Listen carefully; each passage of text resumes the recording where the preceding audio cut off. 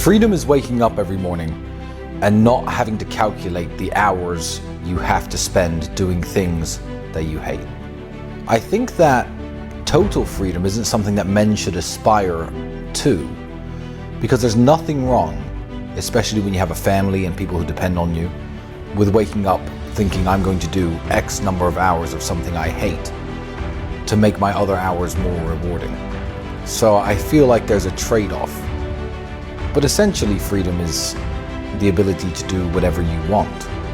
So if you have to go to work for 8 hours in a job that you may or may not enjoy, let's say you hate your job, but you have the best family life at home, a wife who loves you for working and makes you feel appreciated, and your kids give you a hug when you run in from work, you're pretty free, because the reward is worth what you've paid. But on a macro level, being super rich and being retired and not having a job and having $100 million in the bank would be pure freedom, because you could do 100% of what you want all of the time. You cannot allow your own mind to betray you ever. And I want you to actually think about it. How many times have you doubted yourself? How many times have you didn't feel like doing something you knew you were supposed to do? How many times has your mind tricked you into procrastination or being lazy? How many times has your mind convinced you that it was okay to fail and lose even though you didn't try your best? How many times have you sought comfort in excuses? How many times have you betrayed yourself? Don't worry about your enemies attempting to crush you. That's another conversation. If you actually analyze most of your failures, you're going to see that it was your own mind that betrayed you. When you tolerate something, you're admitting you deserve it. Do you understand how it can be a self-fulfilling prophecy? If you tolerate something, you're admitting you deserve that thing. If he knew in his heart he deserved better and he was adamant of it, he would have no problem leaving her because he knows he can do better. But perhaps he's thinking, maybe I can't do better because maybe this is all I deserve. You're going to get exactly what you deserve in life. From women, from masculine friendship, financially, respect on the street, luck. You get the luck you deserve. If you try your very best in all things and you pray and you're really thankful to God and you say thank you all the time, you start to become very lucky. Lucky things start to happen. You get the luck you deserve when you try. It's truly remarkable. You're never going to be a good man or good at being a man without pain and suffering. You're going to have to go through a bunch of shit and have a terrible life to become a good man. I think you should embrace that and accept it. And I think that the correct mental model for men to have is a degree of stoicism and not to be too concerned with even how they feel.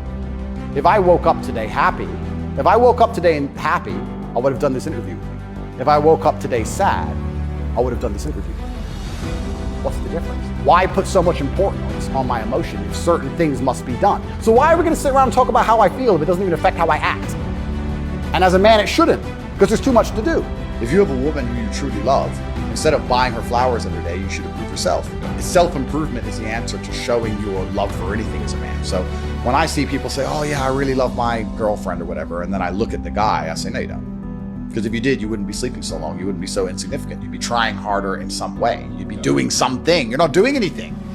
If you're not doing anything, you don't love anybody. You're asking me about girls, and you're worried about girl cheating. Bro, you're poor.